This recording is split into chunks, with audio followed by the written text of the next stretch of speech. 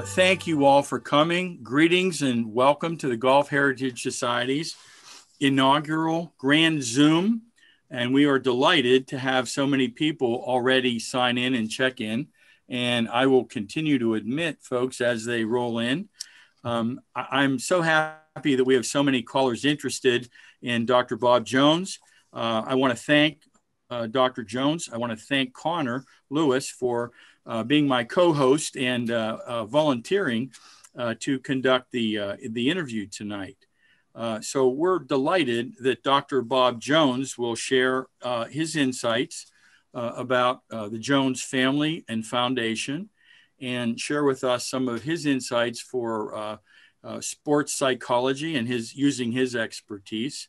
And of course, give us his insider's look and feelings toward the Masters connections and Robert T. Jones Jr.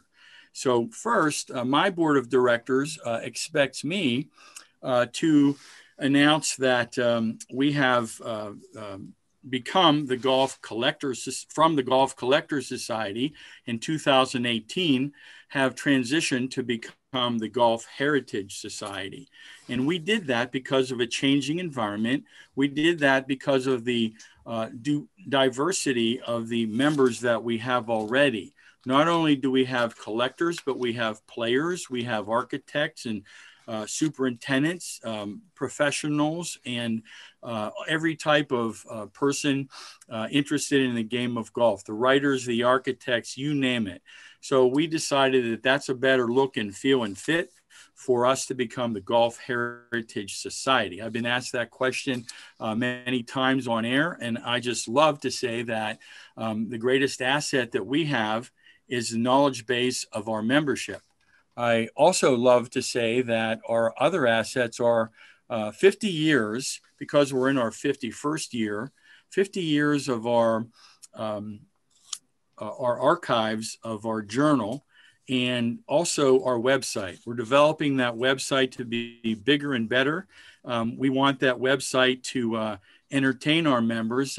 We want to stimulate, fascinate, and educate. And our members are sending in their collectibles, pictures, stories, etc., to add value to the membership, so that podcasts and recordings of this nature will go on to our website and be recoverable for our members. So we're delighted to expand and expand our reach. We are still collectors. We still love to gather and exchange both information and engage in fellowship. With the COVID, we've had a challenge in getting together. So this board is very talented and resourceful, and we reinvented ourselves in how to communicate with our membership and among ourselves. Our board meetings are now on Zoom, and we've conducted several regional meetings by having Zoom calls. And when they're too short, 45 minutes, the members demand another meeting, and we'll make it for an hour and a half, and everybody has a good time. So we have found a way to continue our culture by sharing and communicating despite the Zoom pandemic, or by the COVID pandemic, using Zoom. The Zoom one's Zoom's a problem too. I agree. Yes, thank you. And this is the first time that we're operating the Grand Zoom, and we're up to 80 people participating. So a few simple rules. I've put everybody on mute, and if you can signal so that if you have a question, you can do that by entering the chat and sending a message to myself or Bob Geddes, and we'll collect any questions that we accumulate. I fully expect that Connor Lewis will be exhaustive in his questions, and if we have time, we will get to those questions. But if we have time, it will be delightful to entertain questions from the audience. And if Dr. Jones would like to participate at another time to respond again, we would be delighted to have him. We know that already. So the last commercial is we're looking to build the membership. The more members we have, the more power we have online for our sponsors, and that makes us better and stronger. So the last announcement is our Golf Heritage Society Convention. We have an annual meeting now. Is called the National Convention. This year it will be in the fall, October 1, 2, and 3. We will start off the weekend by playing golf at Arnold Palmer's Latrobe Country Club. People will play hickory, they will play classic clubs, and they will play modern clubs. Whatever you decide to play, we will be comfortable with that. And then the traditional annual meeting for the GHS is one of fellowship and exchange, enjoying each other's company. We will continue to do that. We will have room trading. We will have a trade show. We're expanding the trade show to encourage and include different vendors other than the collectors. In fact, our educational sessions will highlight a new feature, a golf art roundtable, where 7 notable artists will participate and talk about their careers in golf art. So we're very excited for that. Our banquet will have a very special guest. Our speaker will be Bob Ford, the starter for the U.S. Open, the pro emeritus at Oakmont Country Club, winner of the Bob Jones Award, I must say, and current head professional at Seminole, where the Walker Cup will occur very shortly. So, things are going well for the Golf Heritage Society due to the creativeness, the resilience of our board, and the wonderful support that we get from our membership. So with that, I will say, go to our store, join up your friends, visit our website often, and it's time for the program. So I would like to introduce to those who don't already know him, Connor T. Lewis, the Golf Heritage Society's Region 3 Director of the Southern South States, and the founder of the popular Society of Golf Historians and the voice of the Talkin' Golf podcast. Connor is personable, smart, and fun to be with. But really what he's mostly into is deep dives into golf history. So with that, I will give you Connor Lewis and Dr. Robert Jones. Thank you, everyone. Can everyone hear me all right? Give me a thumbs up real quick. Am I coming in okay? Good. I'll give you a little bit of programming for this show. It's a little unique, and it's normally I do a podcast and you can't see me. So I apologize to all of you. This is what I look like. If you thought I was more handsome, just imagine George Clooney and then shut your eyes and just listen to the show. Our programming today is going to be about an hour interview with myself and Dr. Robert Jones IV. We'll end the program with about hopefully 15 minutes of questions from you all. We'll have you post those questions in the notes, and Bern will read them off just so we don't get 100 people asking questions at the same time. I think that's pretty much it. I'd like to welcome everyone to the Golf Heritage Society Talking Golf History interview with the 2021 Masters upon us. I thought it'd be great to introduce you to my friend, Dr. Robert Jones IV. Bob, thank you for joining us. Connor, thank you so much for having me. It's really, really a great pleasure. Bob, before we start on your grandfather, maybe you could share a little bit about what you do. I am a clinical sports psychologist, which basically means I do the work of both a clinical and a sports psychologist. I help people improve their sports. I also do a lot of work with people with athletes who also struggle sometimes with depression, anxiety. Also do a lot with pain management and injury rehabilitation. So that's what I do for a living. And for fun, I play golf. I'm a member at the Atlanta Athletic Club and also at Sage Valley Golf Club in Graniteville, South Carolina, and also at Highlands Country Club in Highlands, North Carolina. So I'm not lacking for nice places to play, but unfortunately, I am living proof that the gene pool dilutes over time. So there you are. So how did you get into sports psychology? It seems like I think that's a good fit with your grandfather and maybe one of his good friends, O.B. Keeler, who I've always said is kind of one of the first sports psychologists out there. Oh, I think there's really no question about that. My wife could tell you that part of the reason I got into sports psychology is because I have this propensity for eating 3 times a day. But in all seriousness, I got interested in it partially because of the writings of my grandfather. Most people don't realize that Bub, that's what we called him in the family, was Bub. Bub probably wrote more words on the subject of sports psychology than anybody until Bob Rotella. With the possible exception of Alex Morrison, possibly. Yeah. And so that was always of interest to me. And I've always just really enjoyed people. And so it's always been kind of a natural fit. So that's kind of how I did it. Do you ever find yourself leaning on your grandfather's words? Like, for instance, I believe he said that the game of golf is played 5 inches between your ears. The 5.5-inch course. That's right. The distance between the ears. Yes, absolutely. And there are also so many other phrases that he had too. One of my personal favorites was, "No putt is too short to be no putt is so short as to be despised," and basically meaning that you should approach every putt, no matter what the distance, with the same level of seriousness and concentration.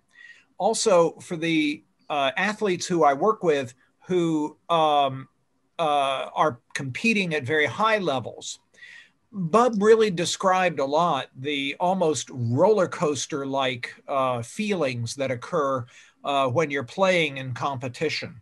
And it really does help. Also, too, there are sometimes, too, like anytime you're working with someone, where people have to almost take you on faith. I mean, yes, I have a lot of degrees up on the wall, but that really doesn't count for much when you're dealing with somebody who takes a sport very seriously and whose livelihood might depend on it. But when you have a grandfather such as I have, that does add just a little bit of credibility, and it gives me opportunities sometimes to work a little bit quicker than I might otherwise be able to. Well, and I think what a great connection, because I think as great of an athlete, as great of a golfer as Bob Jones was, one of the greatest of all time, he certainly had his struggles. So to speak to that and the effort to be a great athlete, but also go get through those struggles, probably hits to the heart for you, right? It does. You mentioned about the struggles. I mean, people don't realize, well, most of this group will realize it, but many people do not understand this. He had a temper that would be gratuitously described as volcanic. I mean, O.B. Keeler, in fact, was, O.B. Keeler is credited with it, but Grantland Rice is the one who really said it, that Bub had the face of an angel and the temper of a timber wolf. Right. And I think there's a lot of truth to that. And it really affected his progress in the game of golf to the point, I mean, people think about the 1921 British Open when, he took 3 shots in hill bunker and put the ball in his pocket and withdrew from the championship. And they think of that as the worst outbreak of temper, but yet they don't realize that in 1922, when he was playing at the United States Open in Skokie, that he threw a club, an iron club, that bounced off the ground and hit a woman in the shin and split her shin open. Yeah. And when he returned to Atlanta, he had a letter waiting from him from George Herbert Walker, who at the time was the president of the USGA, informing Bub that if he did, unless and until he could get his temper under control, that his application for USGA events would not be accepted.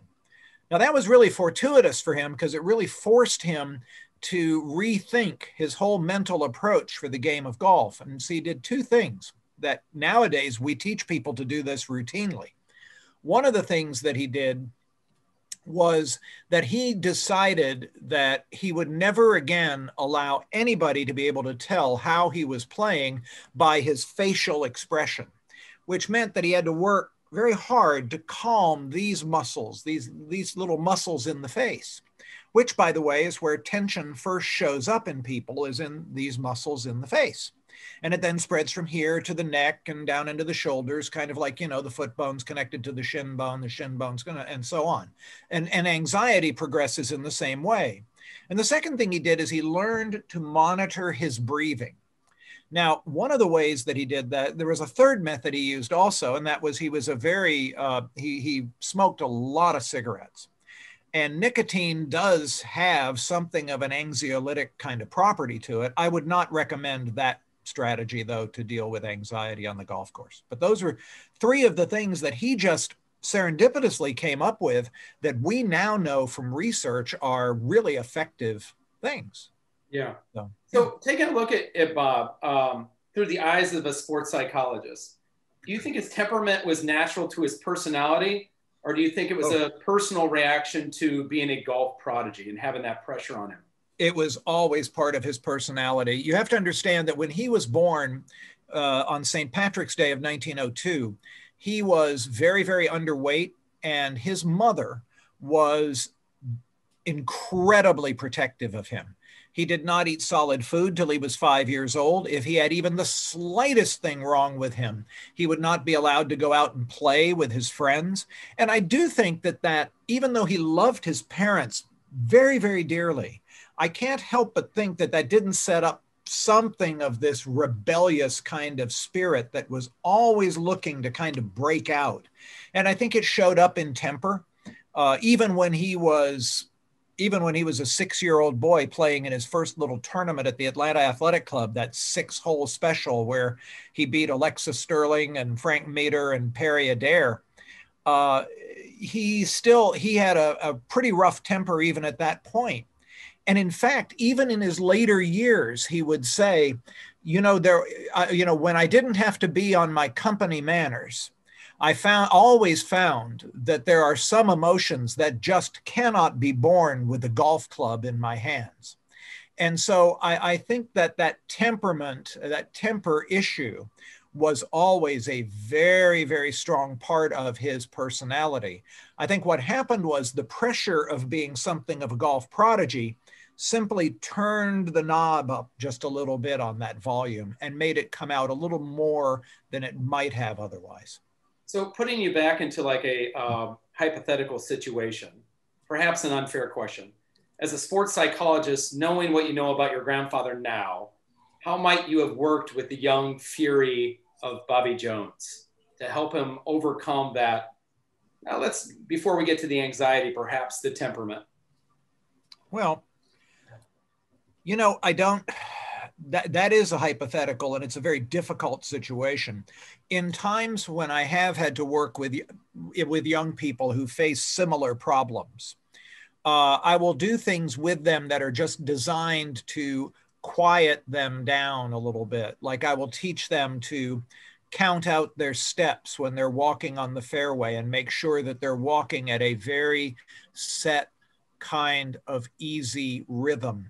Or one of the little things that I do that drives young people crazy, especially if they tend to run hot, is I will tell them, I want you to take that bag off your shoulder. And when you put it on the ground, I want you to put it on the ground so gently that you can't even hear the clubs clink together. Because what we're trying to do is we're trying to lower that threshold. And I probably would have tried similar things with my grandfather, assuming I'd ever had that opportunity. But again, when you're talking about somebody that's functioning at that level, you have to be really, really careful because that's a lot of talent there, and you really don't want to play around too much with it. Yeah, what's really amazing to me is outside of probably O.B. Keeler, he pretty much turned that switch on him by himself. He did. Well, yeah, it's exactly what he did. And he did it without ever really, well, no, I take that back. There was one other person that helped turn that switch on, and that was George Herbert Walker. Yeah, well, yeah, that letter certainly helped. When you get a letter from 55th Street in New York City with the USGA seal on it, that'll get your attention. So, and that wasn't an invitation to the next Walker Cup. That's right. So your grandfather, he swallowed that Timberwolf and soon found a new groove. His game kind of set off for the next 7 years of golf that no one had really ever seen. From 23 to 1930, he plays in 21 majors, winning 13 and finishing runner-up in 4 more, which is like a 62% win percentage. Unreal. What stands out to you over this time of dominance? Do you have any stories that you like that really stand out to you from that part of his career? Yeah, several. I think the thing that is the most incredible is that he never lost during all of that time. He never lost a sense of humor. He never lost a sense of graciousness to other people. And I'll give you an example of what I mean, a couple of examples. As far as the sense of humor, you know, he shows up at Interlaken to play in the he shows up to play in the 1929 US Open at Interlaken, and he's told, gosh, Bob, do you know it's going to be 105 degrees in the shade? To which he responded very quickly. He said, well, it's a good thing we don't have to play in the shade. And, you know, it's true, but it's really, there's a certain humor to that. It's in terms of graciousness. Again, I think back to that same tournament, you know, when he's I believe coming up the ninth fairway at Interlaken, and he goes to hit his second shot, and right at the top of his backswing, these 2 girls scream out. He cold tops this thing. It allegedly bounces off a lily pad. That's right. And at any rate, and now I don't know about you, but of course, Connor, I know you wouldn't do this, but I am not a very graceful guy. And I probably would have turned around to these kids and I would have just absolutely reamed them out. Sure. In a very ungracious manner, unbecoming of a sports psychologist. Let me tell you what he did. He turned to them and he said, what can I do for you, girls? And they said, well, we'd like to get your autograph, Mr. Jones. He gave them his autograph and then said to them, now, girls, in the future, don't disturb a player when he's trying to hit his shots, but you come after the round and they'll be glad to take care of that. And that's how he handled that. Yeah. Another example is in that 1929, I'm sorry, I'm getting my years mixed up. Yeah, Interlaken was 1930. That's right. 30. Yeah. Back in 1929, you know, I mean, he blows this massive lead and has to sink this diabolical 13-foot putt on the 72nd hole at Winged Foot. And the USGA tells him that, okay, the playoff the next day with Al Espinosa is going to be, the playoff is going to start at 8 a.m. on Sunday. Yeah. And Bub goes to the executive committee and he says to him, he said, we can't start the playoff at 8 o'clock on Sunday. He said, Al's a Catholic. He's got to go to mass. And the USGA, the executive committee was kind of shocked. Of course, Bub was on the executive committee. And they said, all right, well, what about if we start at 9? And Bub said, yeah, 9 o'clock will be good. So they start the playoff at 9 o'clock. And by the way, the Espinosas and the Joneses sat on the same pew for mass that morning. Oh, I didn't know that. Yes. My grandmother was a devout Catholic. And so yes, they sat on the same pew for mass that morning. And somebody in the press later reported that was the only prayer Espinosa had all day because Bub went out and beat him by 23 shots in that playoff.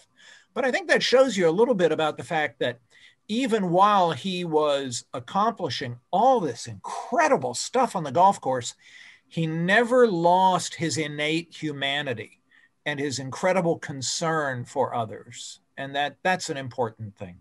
Before I ask my next question, Bob Jones and I will be playing golf next month. I'm just making a note not to make any noise because he will not have the gentleman's spirit of his grandfather. No, yeah, you make a noise in my backswing, Connor, and you are post, man. Got it. Check. Got it. I will be as quiet as a moth. The challenges of being a childhood prodigy were not alleviated in adulthood for Bob. Championship golf certainly took the toll on him physically. Mm-hmm. Were these pressures, again, are we getting back to, are these external pressures or are they internal? Or are they a little bit of both that really haunted him through his championship years? I think it's a little bit of both, but a lot of internal. You know, as Bub said, you know, there's golf and there's tournament golf, and the two have nothing in common. when you are playing in tournament competition, and he wrote about this, I believe, in Bobby Jones on Golf. He said that when you're playing in tournament competition, you always have to stay on full alert pretty much all the time, because disaster is always lurking around every corner. If you allow your mind to drift just a little bit at the wrong time, you can hit a misplaced shot that can cost you a championship. Now, part of the way that he dealt with that was he believed very, very strongly that golf was something of a providential experience. By that, what he meant was that he believed that the outcome of a golf tournament was settled before the first ball was ever even struck. Yeah. Because he said, for every person who wins a championship, there are always going to be a certain number of putts or full shots that were just very lucky. And for every person who loses a championship, there are an equal number of shots that just didn't work out. So, and again, I think that I won't get into the spirituality of that, but what I would say is that is a nice way for him to try to psychologically distance himself from the terrible internal pressure that comes from playing in national championship level golf. And speaking of that pressure, 1929, 1930 become really pivotal years to understanding Bob Jones and who he was as a person. He essentially hatches a plan to leave competitive golf in 1929 and carries out that plan in 1930. What can you share about that planned exit? Well, I can actually correct it a little bit. Yeah, that'd be great. In 1925, when he was coming back from the United States Amateur, he realized that he had won, excuse me, he realized that he had won the Open in 23, US Open in 23, the US Amateur in 24, the US Amateur in 25, came within a whisker of winning the US Open that year. And I believe he said something to O.B. Keeler about how, O.B., on the train back, he said, O.B., if I could go between now and 1930 winning a United States Golf Association championship every year, that'd be a pretty good record, wouldn't it? And Keeler said, yeah, I think it would. Now, I think that's really interesting, because what that means is even as far back as the middle of that decade, he's already got that year 1930 in the back of his head. And then you get to 1926, and he goes over to Lytham and St. Anne's and wins the Open, comes back, comes over here to Scioto and wins the United States Open, and he becomes the first person in history to win the double, both Open championships in the same year. Incidentally, when he was playing that 72nd hole at Scioto, it was really funny. He got over that. He had like a 18-inch putt to win the championship. And he used to have he was very methodical in what he did. He would take Calamity Jane and he would put the blade in front of the ball, look at it, put the blade behind the ball and pop it. And he got that blade in front of the ball, and all of a sudden a thought went through his head. Wonder what would happen if I missed this thing. And he did what any psychologist now would have said to do. He backed off, took a breath, walked up, boom, boom, made it. Tournament settled. On the way back, he starts thinking about this. And this is 1926. And he is already thinking about, I've just won both Open championships. What would it take to win all four in the same year? That'd be a good thing to go out on. But he didn't discuss this with Keeler. He did not discuss this one with Pop Keeler, not a bit. He did discuss it with my grandmother, who by that time was already getting pretty wild about the idea of him hanging up the competitive clubs.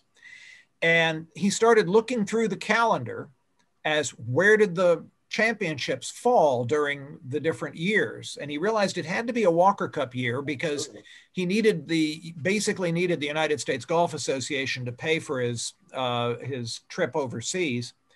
And when he saw in 1930 that it was going to be the old course was going to be the British Amateur and Hoylake would host the British Open, he felt 1930 was the perfect year. So here we are again, where we were 5 years prior. Now he sees 1930, and he was even gearing up for that He was even gearing up for that as early as 1925.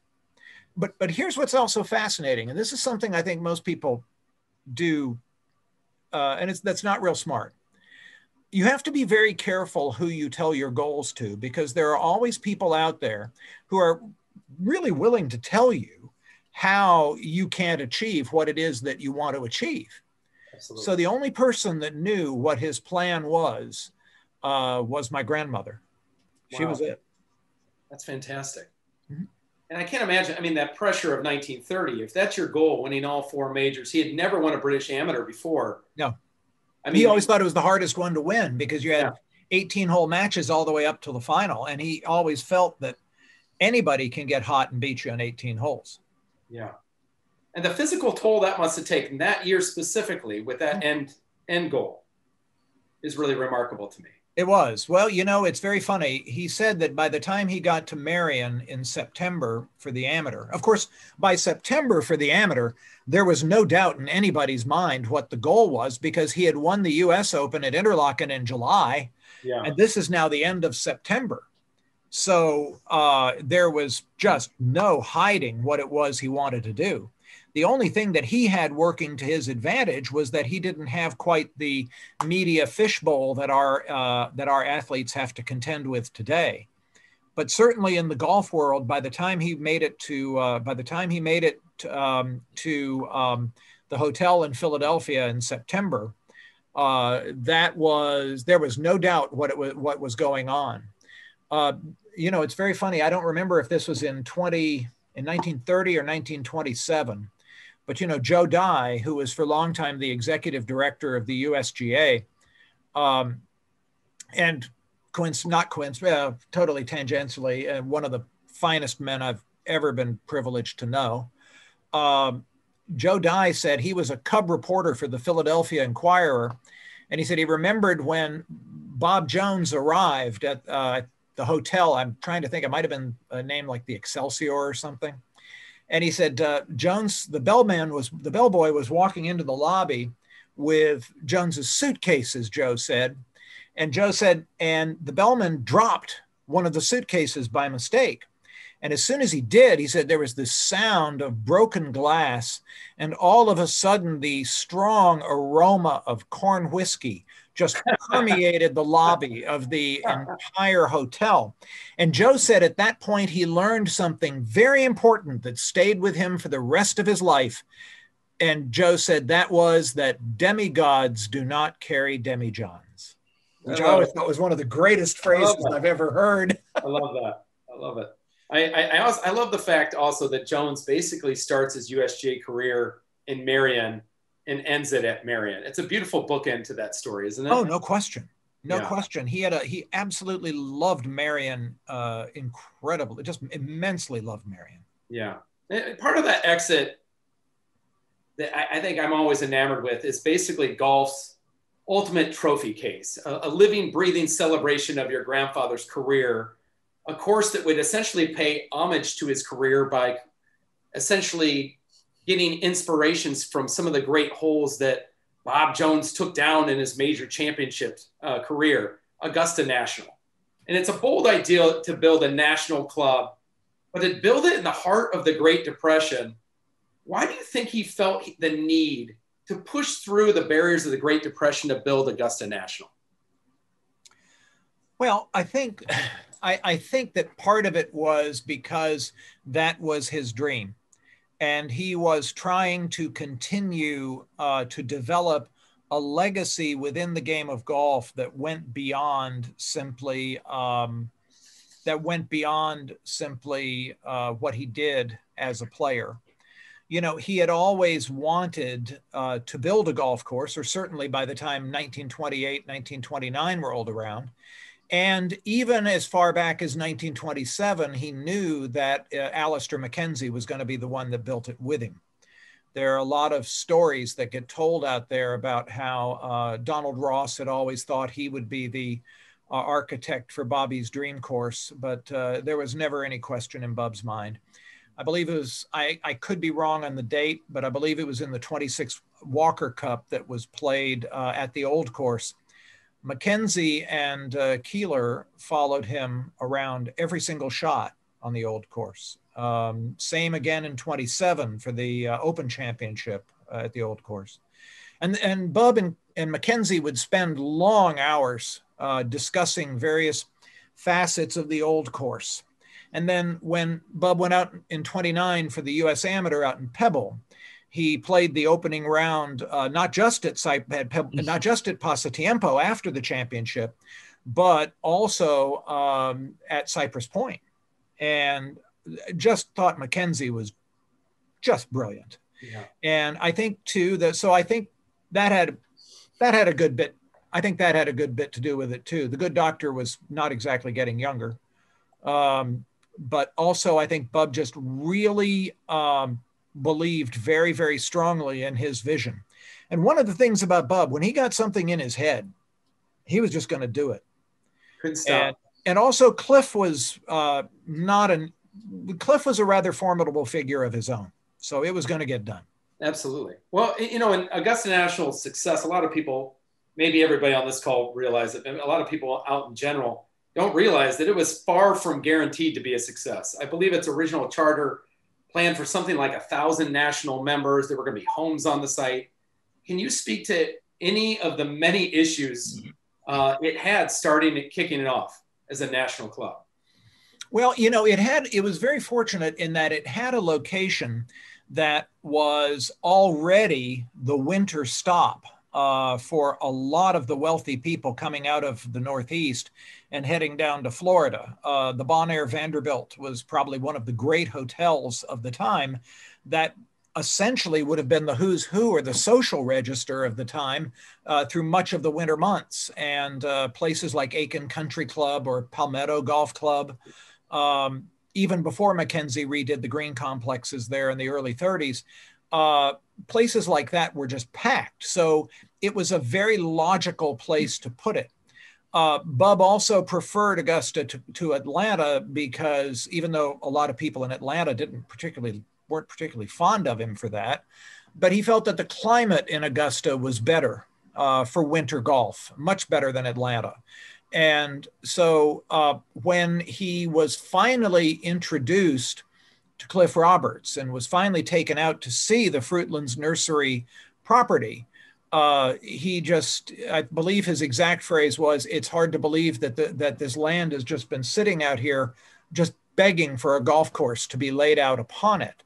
And so it just became something that was just a labor of love and as much a force of his will as anything else that he accomplished.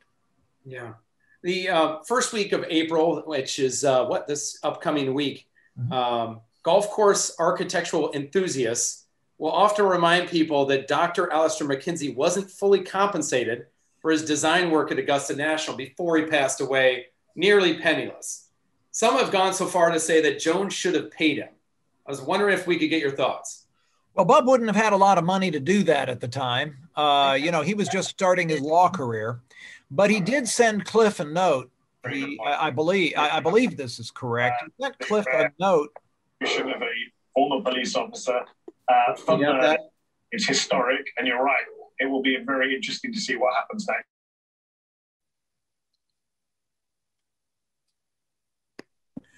What I was saying is that Bub did not have much money at the time. He had just started in his he was just starting in his law practice. And what happened with that was, I believe that he sent Cliff a note that said, "Hey, Cliff, Dr. Mackenzie is needing to get paid." And I believe Cliff responded with basically one word. He said, "No." So, actually, he was paid apparently what he was contracted for. So we shall see. Interesting. So, but that's what I've heard anyway. Yeah. Speaking of design, and I've asked this question to you before, I think when you were on our podcast, who do you believe had a greater influence on Augusta National design, Dr. Mackenzie or your grandfather? Yes. I think they both did. Everyone wants to hear that. I think they were very, very sympathetic to each other. Mackenzie always credited Bub. Mackenzie always said that this was Bobby Jones's design. that I simply proposed basic suggestions about routing and drainage, but that this was a Jones design. Bub always had a far more collaborative view of it than that. Yeah, and I think that I could echo that in that regard, that I wouldn't call any of the holes out there templates from the like Seth Rayner standpoint, but many of those holes paid homage to some of the great holes that Bob Jones loved from around the world. No question. So that's something McKinsey really didn't do, was pay really homage to other architects and other courses around the world. So definitely he had that influence there. He did. And, that was the other thing too. When it first started getting reported in the press would write up that Bobby Jones plans on building an inland links course, which is kind of a bit of a oxymoron. And Bub finally had to come out and say, no, I have no intention of building like replica holes or anything like that. But he said, what I want to do is I want to capture the shot values and the strategy that were involved in some of the great golf courses that I've played throughout my career. And it's less so today because of the way the courses had to be lengthened. But for many, many years at Augusta, there were always two ways that you could essentially play a hole. There was one way that carried with it a much, much higher risk. Like, I'll give you an idea.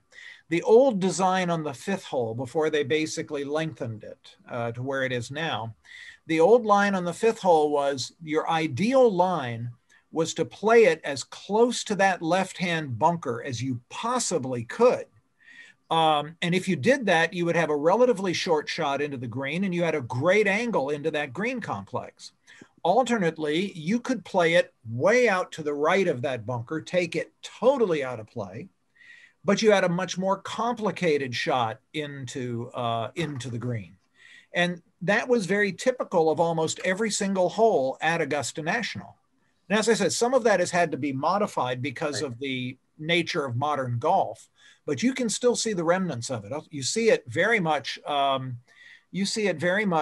Still for most players on 13 and 15. Absolutely. Your grandfather and Clifford Roberts ran Augusta National for decades. As your grandfather's health declined, more and more responsibility was pushed or was taken perhaps by Clifford Roberts. How did that change in leadership affect your father and his role at Augusta National? It made it very, very difficult. My dad from the time he became a member, was vice president of the club. And my grandfather always had hoped that my dad would succeed him as president of the club.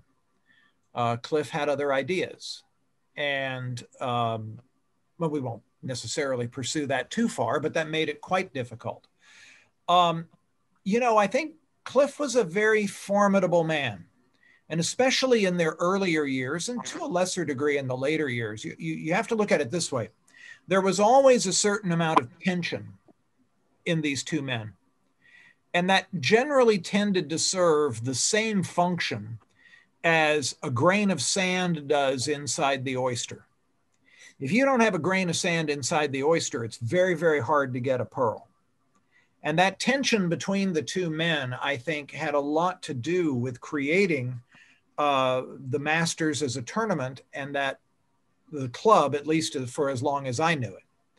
But it ultimately came with a price. I think there was a certain part of Cliff. I mean, I don't have documentary evidence about this, but I often suspected that it was very difficult for Cliff sometimes to be in the shadow of Bob Jones when Cliff was doing so many of the great things that he did do. And I think as being a strong-willed person, I don't know that Cliff really liked being in the background too much on that. Also, Cliff was a Cliff understood how to utilize power, but by the same token, he also understood how to exploit weakness. And I don't mean that in a negative way. I just mean it in terms of just explaining a person. And I think as Bub became weaker, Cliff saw that as an opportunity to become stronger, which is just the dynamic of the man. And I think that was extremely difficult for Bub as well. I take that back. I know it was extremely difficult for Bub as well. My father and my grandfather were always very, very open in talking with me, even when I was a little boy, about matters within the family. And part of the reason they did that was because they said, this is your life, whether you like it or not. This is your life, and you need to understand how we think and why we think the way we do. And so I know that was difficult for Bub. Very, very difficult. Yeah. And at the end of the result of that power struggle, did your father end up leaving the club? What happened there? Well, yes, indirectly, he died. Yeah. My dad died 2 years, almost to the day after almost 2 years, 2 years to the day after my grandfather did. And, it was very funny. The tension that existed was such. I remember a conversation between my grandfather and my dad. They each had a private line phone that only rang at the other place, right? So they could talk to each other, and they did every day. And I remember one time my grandfather was discussing some of his frustrations. And my dad said at the time, he said, "Dad, don't worry about it. I'll take care of it. I'll take care of it. I'm young." At the time, he was like 44. He said, "I'm young. I'll be around. I'll make sure it's taken care of." What my father never knew, of course, was that he wouldn't be. Yeah. That he wouldn't be. And as I said, I'm not saying this to say anything necessarily pejorative about Cliff. It's just because, that force of personality, that attention, almost meticulous attention to detail, is part of what has made the Masters such an incredible event. Yeah. You have a quote, Bob, that you shared last time regarding your grandfather from the perspective of Cliff Roberts. Do you remember it, like living up to the legend? Yeah. Well, I don't, but I could pretty well guess. It is hard to live up. It is hard to, nothing is more difficult than having to live with a saint. Yeah. Right. And I think that's true with Cliff. And even to this day, there is a real tendency on the part of people to so idolize my grandfather that they make him almost like a statue, a bronze statue on a marble pedestal. And in fact, he was a man. And even though he accomplished many great things, there were aspects of his character that were, he could be somewhat irascible. He could be somewhat opinionated. He was certainly not a saint in any meaningful definition of the term, but what he was a very real and genuine human being who wrestled with both the greater and the lesser angels of his nature. And I think, to be honest, that's what I think contributes so much to his greatness, certainly in my eyes. Yeah, when you bring up that analogy, I'm very thankful that the bronze bust of Bobby Jones is at Oakmont and not right behind me, because that would have been really awkward. Well, I have a bronze statue of him at home too. So, oh, good. We're in good company then. We are. So this dynamic that this battle, if you will, or war, tug of wills between your father and Clifford Roberts. Were you well versed in this dynamic at the time, or is this something that you learned about after the fact? Very much at the time. Yeah, very much at the time. And about how old were you? About the time I would have been. I first became aware of it when I was about. Well, I don't ever remember a time in my life when I wasn't aware of it, but I became much more explicitly aware of it. Certainly by the time I was 11 or 12. So you obviously have an affection for Augusta National today, and of course the Masters. How did you go about reconnecting with Augusta National and the Masters? Like, how did you overcome that, I guess, youthful, pain that you had, perhaps for your father and the relationship, perhaps with the club or Clifford Roberts? Well, it took a long time, and I would be less than honest if I didn't also say that there are times, even to this day, that I don't wrestle with it to some degree. I remember the first year after my father died, when I contacted the club about getting credentials for the tournament. And I was told by one of the secretaries of the club, who not one of the main secretaries, but just one of the secretaries, that it was not the custom of the club to give credentials to the children of dead members. That was a quote. That was a quote. Oh. And that really, I think I was a grand total of about 17 years old at the time, or almost. And so I was still 16. And that didn't sit well with me. And then in 1976, my mother and I were invited to spend Thanksgiving down there. Maybe it was 77, as the guest of Sam Fleming, who was a friend of my father's and a member. And I had the opportunity to play a couple of rounds of golf with Bill Lane, who succeeded Cliff as chairman, who is a wonderful man and a very dear friend of my father's. And that really helped quite a bit. But yet, and I went back for the tournament in 78 when Gary Player shot 30 on the back nine to win. But from that time on, from about 1978 until about 1990, I stopped attending altogether. Just wouldn't even go, wouldn't talk about it, wouldn't do anything about it.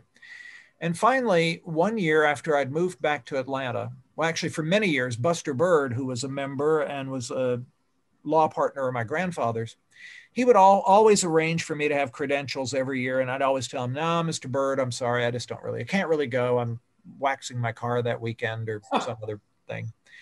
And finally, one year when I moved back to Atlanta, Buster called me up, he said, boy, I wonder if you could come down here to have lunch with me. I said, sure thing, Mr. Bird, I'll be glad to. This is like in February. So I went down to Buster's office and sat down and I said, how are you, Mr. Bird? And he said, I'm fine. How are you doing? I said, I'm doing well. He said, good. He said, now, before we go have lunch, I want to get one thing cleared up. He said, I think it's time that I've arranged for you to have credentials for the tournament this year. And I think you need to go. And I said, Mr. Bird, I just don't really feel like doing that. He says, I understand. I totally understand.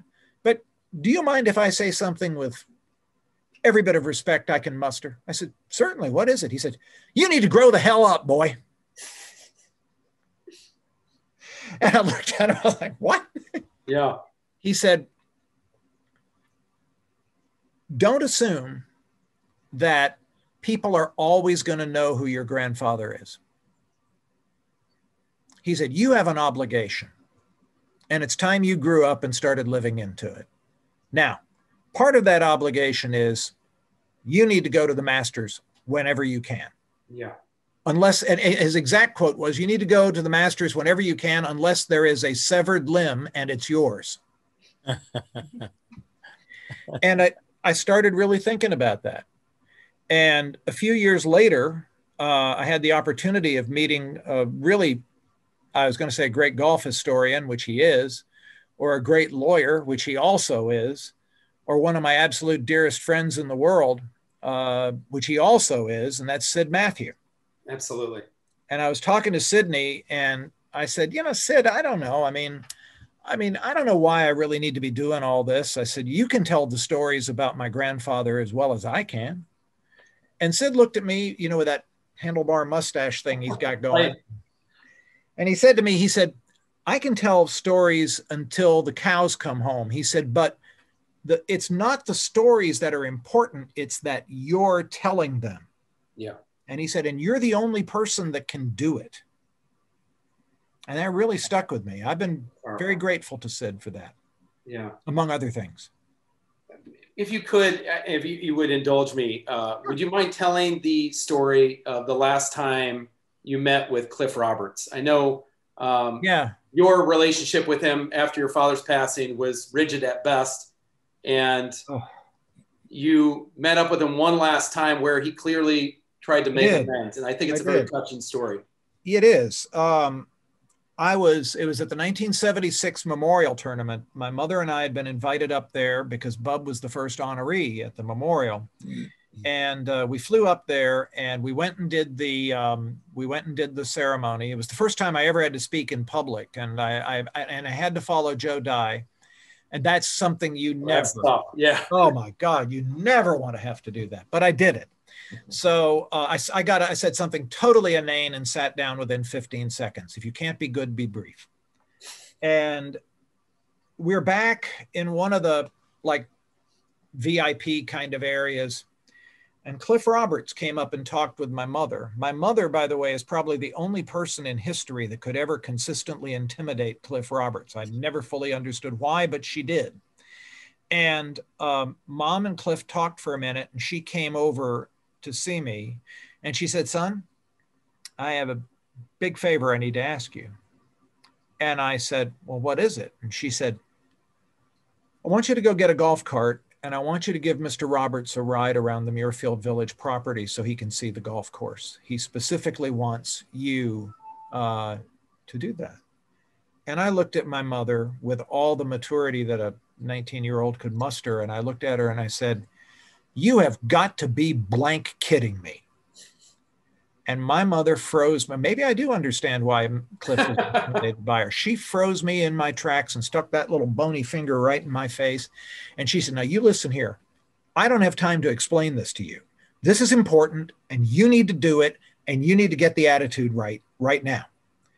Later, I wanted to say, Buster, did you ever talk to my mother? Like, no, anyway. Yeah. So I got on the cart and I took Cliff around the golf course. And we didn't really say much. But he was very polite, very polite. And I could already see at that point that he was very frail. I mean, it would be the following year that he would take his own life. Yeah. And I remember one time when we were out on the course and I watched this one player hit a shot. Maybe it was like 12 at Muirfield Village, hit the shot in like about 2 feet from the hole. And I turned to Mr. Roberts and I said, Mr. Roberts, I said, that's a pretty good shot. And Cliff just looked back and he said, your grandfather could have done better. And I said, yeah, he was pretty good, wasn't he? And Cliff gave what my friend Steve Eubanks, the golf writer, calls the 1,000-yard stare. And Cliff was just looking off in the distance. And he said, he's the best that ever was. And we talked a little bit more and drove back. And it really wasn't until I got back in and I realized that Cliff was trying to make some amends. Now, he didn't have the personal skills to be able to say, hey, I'm really sorry about this, that, or the other. But I really had the sense that he was trying to make amends. You know, if he had that, the way his life ended prior to that event, I would have been a typically immature, bitter young man who just said, good. But you know, when I heard that Cliff had died and how he had died, I was actually very sad. I was very, very sad. It turned out to be, I'd love to say, I think it had more to do with my own immaturity though, but it was a very powerful moment. Very powerful. I love that story. And I only have 2 more questions and we'll open it up to the group. Sure. The Bob Jones story is almost too big to imagine. For a man who's only stood 5'9", his story is almost like Paul Bunyan. If someone who didn't know anything about the game of golf were to ask you, who is Robert Tyer Jones Jr., how would you take on that question? How would you answer it? Well, I mean, there are several different ways you could do it. I mean, I could talk about, of course, his golf record, which is pretty incomparable, but you can find that out in Wikipedia. I could talk about him being the second American to become a freeman of the city of St. Andrews, Scotland, the first being Benjamin Franklin. I could talk about the USGA's Bob Jones Award, but all of these things are things that people can know just by looking him up. But if you want to get to the actual character of the man, I think this defines it more than anything else. I'm going to tell you a couple of vignettes. Here's number 1. Mimi and I were out at the Masters one year, and I had to go do some Jones Scholarship meeting, and I was all dressed in a shirt and tie, and you know how hot it gets there, and I've got pollen all over me, and we're walking up the 10th fairway, and we stopped to watch this man hit a shot, and this older gentleman wearing one of those hats that has all of his badges on it. is standing next to me, and he's looking over at my badge, and he sees my badge says Robert Jones IV. And he said to me, he said, "Excuse me, sir." He said, "Are you related to Bobby Jones?" I said, "Yes, sir. I'm his grandson." He said, "Oh," and he introduced himself. And he said, "I've been coming to a lot of masters." And I looked up at his hat. I said, "Yeah, I can see that." And he said, "Yes, sir." And he said, "I just want you to know back in, oh, I guess it would have been the early 1960s. I remember when your father used to get your granddad on a golf cart and take him around the golf course. And I remember how they would stop at number 12. And your grandfather took 5 minutes and spoke to me and asked me about my family and how much I enjoyed the golf course." And he said, "The thing that was so remarkable about your grandfather was he was such a great man, and he didn't have to do that." Similar thing when I worked at the old CNS Bank in downtown Atlanta. We had an African-American gentleman named Marion who worked in our mailroom. And I will never forget, one day I was getting ready to head home. I was going to walk down to the MARTA station, and Marion comes out. He said, "Excuse me." He said, "Are you Mr. Jones?" I said, "Yes, sir." He said, "Well, I'm Marion." I said, "Well, I know who you are, Marion." And he said, "Yeah." He said, "I just wanted to tell you, I remember when I was young and I just started working here." He said, "Your grandfather, they used to pull up in that Cadillac, and his valet and chauffeur would have to pick him up and put him in the wheelchair." And he said, "Your grandfather used to always stop and talk with me every morning, and he'd want to know how my family was doing. And he was so gracious to me. And, Mr. Jones, it really stuck with me because he didn't really have to do that." Yeah. And I suppose if I were really to tell somebody who Bobby Jones was, he was probably one of the greatest athletes that's ever lived. But even more than that, he's one of the greatest men that ever lived. And he's certainly somebody that I hold up as a model towards which I strive. Well, that's fantastic. One last question I'll give you. So obviously the Masters is right around the corner. What does it mean to you now? I know you've had kind of a up and down relationship clearly with the Masters tournament, as you've alluded to in the past, but what's it mean to you now? How do you approach Masters week? I love it. I mean, it's a time when the entire golf world will come together, and to a large extent, a lot of time is going to be spent remembering who the man was that started it. And that really gives me tremendous joy and satisfaction. My memories of the Masters and the things that are important to me at the Masters are probably different from most people. As a rule, I don't really care who wins. But what I do care is most years, of course, this year and last year won't be this way, but one of the most enjoyable things for me is going back and seeing people that I've known most of my life, people that have been in the world of golf all of their life. And, we've all gotten to the point now where a lot of the people that we've known are gone now. Right. And so it's sharing memories and sharing stories and remembering how things have always been. I guess to me, there is no place quite like the Masters tournament in that first full week of April to reconnect with old friends, make new ones, and all because some guy in the 1920s and 1930s beat a ball with a stick around a golf course better than anybody in history. That's pretty good. That's pretty darn good. And we're lucky enough to go 2 Masters in a row coming November and April. So that's right. It's a treat this year, obviously. Bern, if you have some questions that people put in the chat, please ask them. Dr. Jones. Very good. Dr. Jones, first of all, you've given us a huge gift, the insight that we couldn't get on Wikipedia, the feeling that you express, we couldn't see or appreciate that in any book or even any video. So first of all, I want to thank you for everybody that's on this call, all 106 of us. Thank you very much for that. And in line with your habit of needing to sip and snack, I'm going to give you about a minute to do that, so I can do a couple of redo announcements and a couple of things I forgot. So with your permission, then I'll get to 2 or 3 questions that I see that are of beautiful relevance. So anyway, first of all, the calendar of events that are coming up. The first thing I want to mention is in Columbus, we normally have a winter meeting and it got delayed last year. So we're having it this year. We're going to do it bigger and better. Gary Wyckoff hosts that. He's doing it at the Dublin, Ohio Doubletree Hotel. And it'll be a 2-day trade show, the 29th, the 30th, and May 1st. There'll be golf on the 29th.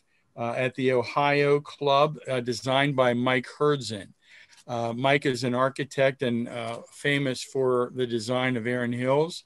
He's a wonderful fellow, a member of our society, and he always invites us to visit his architect golf collectibles museum after we get together. So I look forward to that each and every time. So write that down.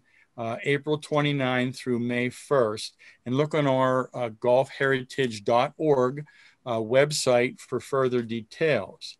I'm also very pleased to tell you that Renee Powell, our dear friend, Renee Powell, is hosting an event at Clearview. And I have volunteered the GHS to bring its membership in force to visit Clearview on May 22nd. That's a Saturday.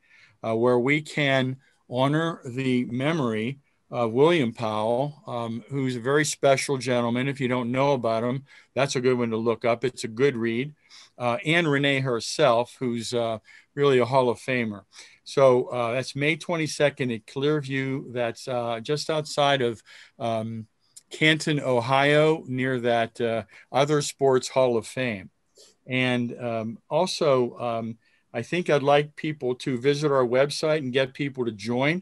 I'd like them to visit our GHS store so they can buy gear that highlights our fabulous logo and can start the conversation.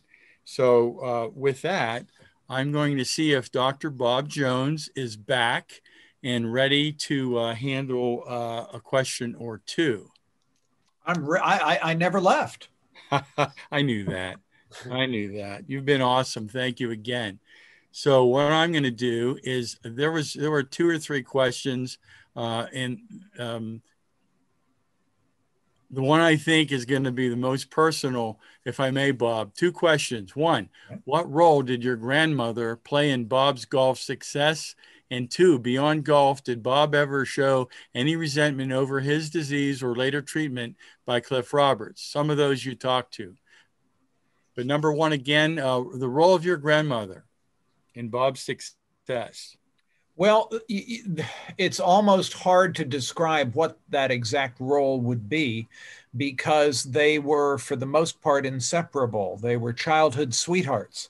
And so, I mean, she was always a part of it. There was nothing that he did that he had not discussed with her first. As far as the feeling about my grandfather's illness and Cliff, this isn't anything that's new. If you go back and look at, there was an article that was written, I believe, by Frank, I think it was written by Frank Cherkinian, and it actually got published in Golf Digest about Bub being removed from the CBS telecast by Cliff. And you know, I believe it was Frank or maybe it was Bob Drum, I forget which, but they were met. They went by the Jones cabin and my grandmother was on the porch and she looked right at him and said, "I can't believe you did this." And as it might have been Drum, might have been Cherkinian. And they said, "Well, Mary, we didn't really do it. We were told to do it." And she said, "Oh, I know who was behind it. I just can't believe you carried it out." Right. And I mean, so as a result of that, I mean, here's the thing though. My grandmother was very, very defensive about her husband, as well she should be.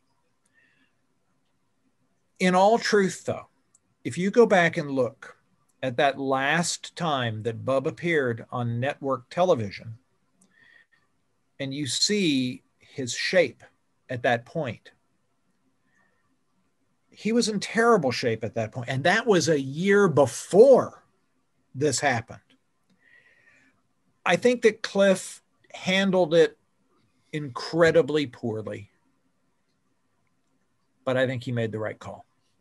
And that's hard for me to say, but it's true. Bub, by the time that happened, when he was specifically excluded from the telecast, he, by that time, was weighing about 71 pounds. He could barely speak in a way that could be picked up by a microphone. And I think it would have been better if Cliff had gone to him man to man and said, Bob, this is the fact. These are the facts. But again, I think Cliff, even to that later time, was still very intimidated by Bob Jones. Bob was a pretty forceful guy. Even in that debilitated state, he was a forceful man. Okay, now, understanding with that maturity that you found one way or the other, and were encouraged to find, you've taken it on. The Jones Air Foundation, people don't know about that particularly. Could you talk to us a little bit about that? Happy to. Outside of my day job as a psychologist, I'm also the president of a company called Jones Airs Inc. Jones Airs is one word. And basically what it is it's a family business that is designed to manage the name, image, and likeness of Bobby Jones. We do that in 3 different ways. Our primary purpose is to continue the legacy and the historical awareness of who Bobby Jones was as a person. We do that in 2 different ways. One way we do it is commercially. There are certain products that we license. And in choosing products to license, whether it's the apparel company or a whiskey company or a course management company or collectibles, whatever, we do that in a way that they have to be able to tell the Bobby Jones story. It would be great if we could do that without that, but A, none of us in the family are independently wealthy, and B, that's just how the world operates these days. If you want to tell a story, I mean, you pick up a whiskey bottle, you turn it over, and there's a little blurb on the back about who Bobby Jones was. You go to bobbyjones.com to look at apparel, and dang, there's a whole section on there about who he was in terms of a legacy. But we also do it for another purpose, and that is we are very, very passionately committed to finding a cure for the disease that claimed our grandfather's life. And if we can't find a cure, to at least give people who suffer with it some emotional support that he never had. And so we have lent the Jones name to the Chiari and Syringomyelia Foundation, and it is now known as the Bobby Jones Chiari and Syringomyelia Foundation. And you can find that on the web at bobbyjonescsf.org. And we just finished our annual golf tournament at Eastlake just Monday. And I'm proud to announce that we're going to have a second Bobby Jones Classic this year at the end of October at Wingfoot in Mamaroneck, New York. So that will be really, really cool. And one of the things that we are also committed on doing is that we do give a good portion of what we make off of these commercial enterprises to Bobby Jones CSF. Because, as I said, that's extremely serious.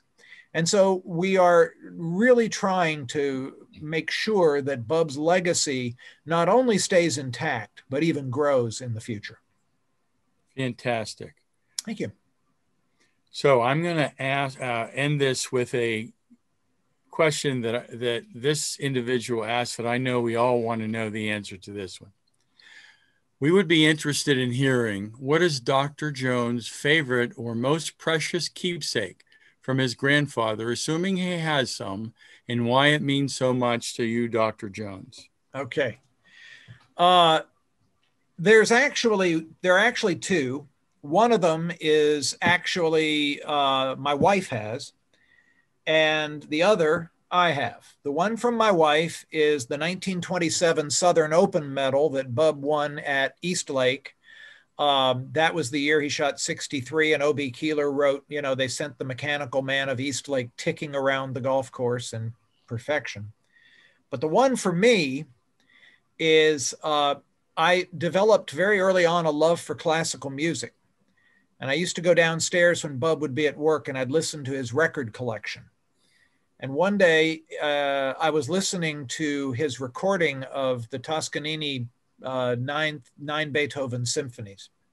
And Bub came back from work early. And he came into the living room, and there I was with this beautiful leather-bound set of albums, listening to a Beethoven symphony, and I'm just moved by it. And Bub said, "Are you enjoying that, son?" I didn't know he'd come in. I was thought, oh my God, I'm in trouble now. I'm listening to his records. Oh no. And I said, "Yes, sir." I said, "This is some of the most beautiful stuff I've ever heard." And he looked at me and he said, "Well, you know, those are some of my most prized records that I have in my collection." And I was like, which means I'm about to die. I didn't say that, but that's what I thought it meant. And he said, "Would you like to have them?" I said, "Yes, sir, I would." He said, "They're yours." Wow. And I took them home with me. And he said, "And while you're at it, look through my collection and see what else might be there that you'd like to have." Now, I realize now as an adult, the reason he did that was, yes, he knew that I liked them, but he could no longer handle records. Mm. And so he probably figured, well, if my grandson's going to like it, might as well let him have them. And I still have the 9 Beethoven symphonies that he gave me. That's fabulous. That many years ago. That's fabulous. That's legacy, and that's love. He knew that you would carry that on. May I share one other story, speaking of love? Absolutely. In I believe it was 1955, he was given a platinum ball that was a globe by the Metropolitan Golf Writers Association to celebrate one of the anniversaries of the Grand Slam. And and it had 4 flags in it, sterling silver flags. They would have been made either by Tiffany's or Garrett's. And those flags were attached to a post in the center of the ball by a very, very long metal wire. Now, I was about 3 years old when this happened. So this would have been in 1960. It might have been 1960 when he got it. Anyway, you may wonder, I'm a psychologist, not a jeweler by profession. So you're probably already wondering, how in the world do I know how that ball was constructed? And that was because one day when my grandfather was was away at work, I decided that I wanted to bring him a present. And so I wrenched every single one of those flags out of that globe.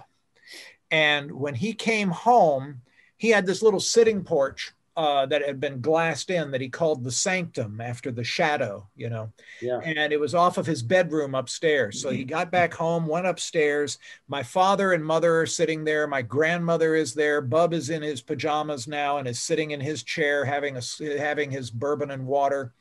And I walk in with my hands behind his back, my back, and I said to him, I said, "Bub, I brought you a present." Now remember, I'm like 3.5, maybe 3.5 years old here.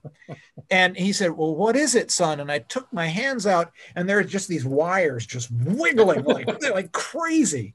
And it's obvious what these things are.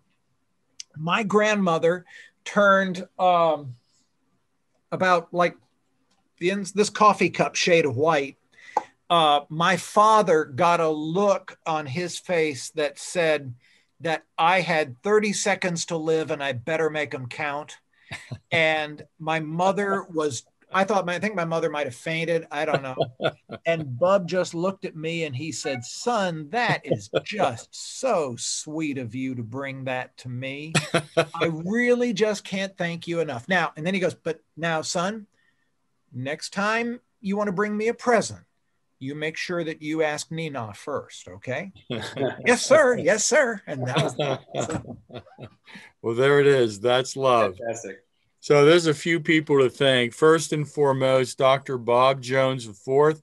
Thank you so much. There's rounds of applause that you can't hear because everybody's still on mute. But thank you, thank you, thank you. Connor T. Lewis, Region 3 Director for the Golf Heritage Society and Chair of the Programming Committee and the first Big Zoom, the Board of Directors of the Golf Heritage Society, and so many folks who've called in to honor us by making the very first Grand Zoom a wonderful success. So if you like what you heard and the way we did it, we got through it okay. I didn't mess it up too bad, I hope. There's only one person, one of our past presidents, John Capers, of all people, that I couldn't get onto the Zoom. I'm going to hear about that. Ooh. It'll look like that wire thing, I'm sure. From Marion, by the way. It's like the worst person you want to tick off, the guy on the bookends. You kept him outside of the bookends. Oh, you got it. So we'll fix that.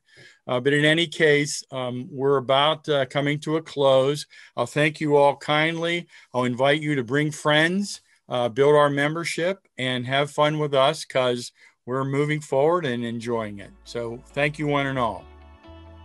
Aaron, thank you so much. Have a good night. Bob will be back, I promise you. Definitely. Thanks, Connor. That would be great. Thanks so much.